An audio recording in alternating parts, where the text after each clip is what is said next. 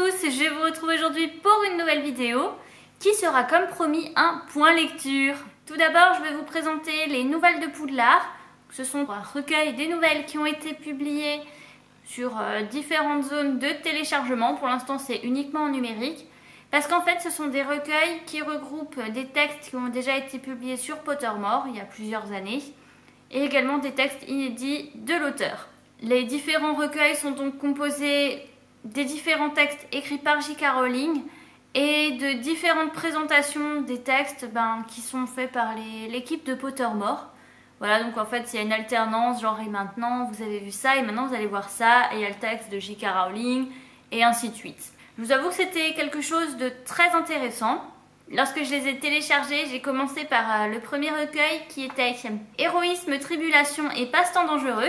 C'est donc un recueil qui contenait pas mal d'histoires vraiment super sympas. La première, mais genre ma préférée de tout ce que j'ai lu, c'était l'histoire de McGonagall. Voilà, l'histoire de McGonagall était vraiment super intéressante. Et donc on a aussi ce que c'est un animagie. Il y a toute une partie sur Rémus Lupin, les loups-garous, Trelawney, avec les visionnomeurs. Enfin bref, c'est que des trucs comme ça. Dans le deuxième recueil que j'ai lu, qui est Poudlard, le guide pas complet et pas fiable du tout, il y avait également plein d'anecdotes hyper intéressantes, parce que là c'était plus des anecdotes. Il y a vraiment les chapitres genre se rendre à Poudlard avec la gare de King's Cross, la voie 9 3/4, le train, la cérémonie de répartition, le château et ses environnements. Donc on a vraiment tout ce qui est salle commune, le lac, il y a aussi tout ce qui est matière étudiée, les fantômes, enfin c'est vraiment un truc hyper complet. Bon, en même temps c'est super court. Comme je vous disais, à chaque fois, c'est des anecdotes. Ça prend pas plus de 3-4 pages maximum. Maximum, vraiment. Et enfin, le dernier recueil que j'ai plus ou moins lu, parce que je vous avoue que je l'ai commencé, je l'ai pas fini, mais comme je vous ai dit que j'allais vous en parler, voilà. Il s'agit en fait de Pouvoir politique et esprit frappeur en kikinant. Donc, le titre était vachement mieux en anglais, là. Mais bon, je me suis dit, pour une fois, relire en français, c'est sympathique. Nous allons en savoir un peu plus sur Dolores Ombrage, notre chère inquisitrice préférée. Il y aura également, bon, je n'ai pas tout lu pour l'instant, mais il y a également un chapitre sur le ministère de la magie, sur Azkaban, sur Horace Slughorn, les potions, les chaudrons, sur Quirrell et sur Peeves. Voilà, donc ça c'est en très gros. Je vous avoue que j'ai particulièrement apprécié ce que j'ai lu jusqu'à présent. Comme je vous disais, c'est plus des anecdotes que des nouvelles. Ne vous attendez pas à un texte genre de 150 pages qui raconte vraiment une histoire. Là, ce sont vraiment des anecdotes écrites par J.K. Rowling qui ont été regroupées dans un même recueil par l'équipe de Pottermore, qui a tenté de faire des transitions entre chaque partie. Pour faire simple, c'est ça. Mais je trouve que c'est toujours super intéressant d'en découvrir davantage sur Poudlard. Forcément, même l'univers en fait d'Harry Potter, c'est quelque chose que j'aime vraiment beaucoup, beaucoup, beaucoup, beaucoup. Et moi, je trouve que c'est toujours intéressant. Surtout si, comme moi, vous n'avez jamais lu ces nouvelles sur le site de Pottermore parce que vous ne les trouviez jamais. Ça, c'est un truc, j'ai été inscrite sur Pottermore dès le début. Et pourtant, je n'ai jamais trouvé où lire ces nouvelles. Parce qu'au début c'était trop bizarre, en plus moi je trouve qu'il n'y avait rien, enfin bref, moi j'ai jamais rien compris au premier site. Heureusement, ils ont remédié à mon problème en sortant ces recueils. Mais je suis pas sûre que je les achèterais si maintenant ça sortait en livre. J'ai ensuite un roman assez estival à vous présenter, puisqu'il s'agit du roman La Sirène de Kirakas, que j'ai reçu en épreuve non corrigée cet été. Ça vient des éditions Robert Laffont dans la collection R, donc je les remercie vraiment pour ce service presse, parce que oui, appelons un chat un chat. C'est un livre que j'ai plus ou moins aimé. Voilà, plus ou moins, parce que j'ai passé un très bon moment. Moi qui n'avais pas lu de roman entier depuis un bon moment, je vous avoue que ça m'a vraiment fait plaisir de réussir à en finir un. Le problème, c'est que c'était beaucoup trop léger à mon goût. Je veux dire... Je sais pas si je ne suis plus trop faite pour le young adulte ou pas, mais je sais pas, je suis passée à côté. En tout cas, on va revenir plus en détail. Dans ce roman, on va suivre l'histoire de Kaeline, une jeune fille qui part en croisière avec sa famille. Donc il y a son père, sa mère et je sais plus si elle a un frère ou une sœur. Je vous avoue qu'on s'en fiche un petit peu. Il y a tout à coup une mélodie étrange, le bateau fait naufrage, tous les gens meurent. Et en fait, Kaeline se débat, elle n'a pas envie de mourir. Et là, l'océan lui propose un pacte lui demande si elle tient vraiment à ce point-là à la vie. Et comme elle répond oui, ben, elle aura pour mission en fait de travailler pour l'océan pendant 100 ans. Donc pendant 100 ans, elle ne sera pas malade, elle ne vieillira pas.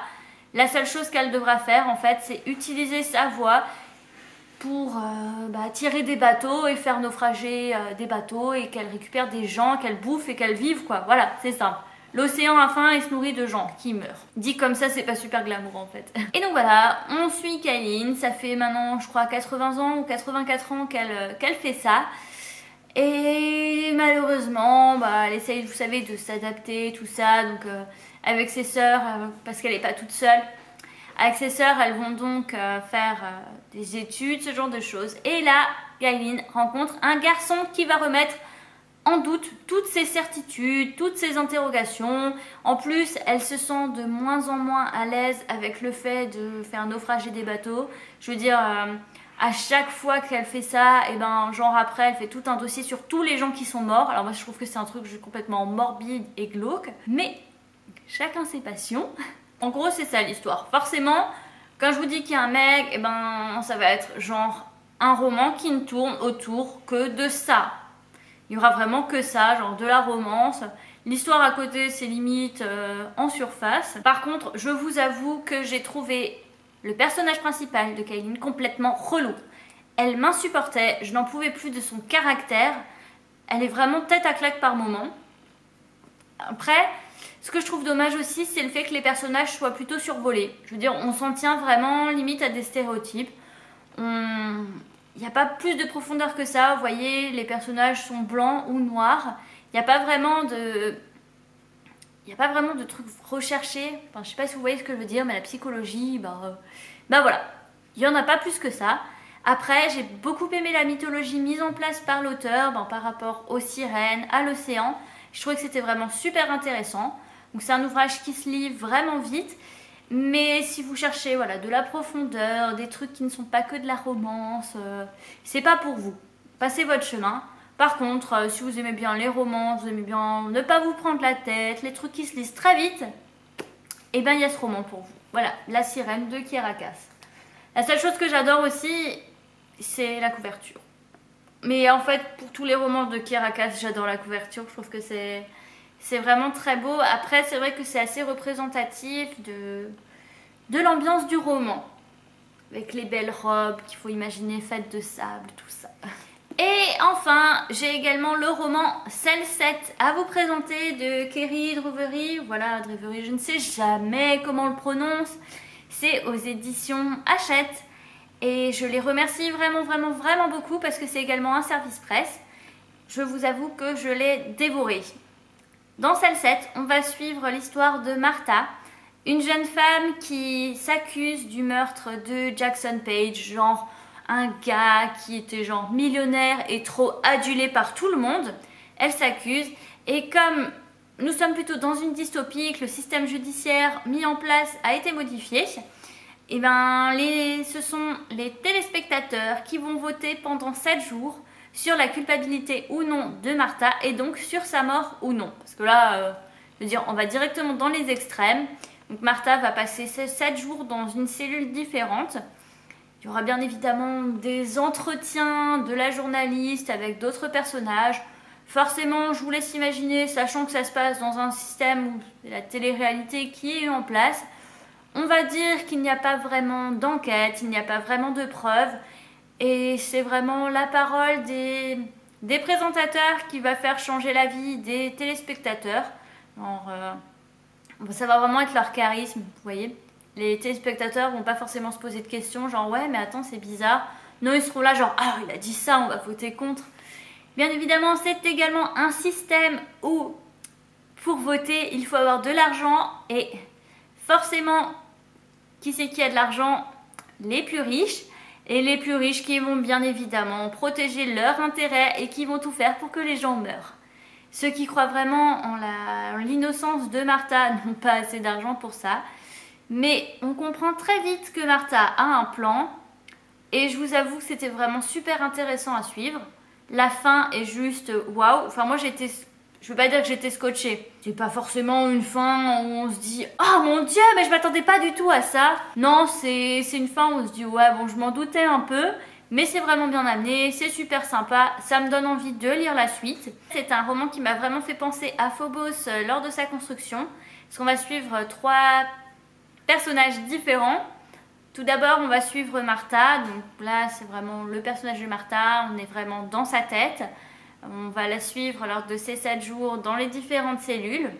On va ensuite avoir le point de vue d'Eve, qui est son assistante juridique, et qui, elle, va enquêter de son côté parce qu'elle est persuadée que Martha est innocente dans cette histoire. Et enfin, on va avoir accès à l'émission télé dans laquelle est présentée Martha, les différents autres crimes aussi. Non, c'est là où ça me fait penser à Phobos, avec champ, contre-champ, hors-champ, Martha, Eve et les studios. Comme je vous disais, c'est une société où il n'y a plus de justice, ça montre vraiment la corruption du système, ça montre vraiment, oui, la corruption de la télé-réalité.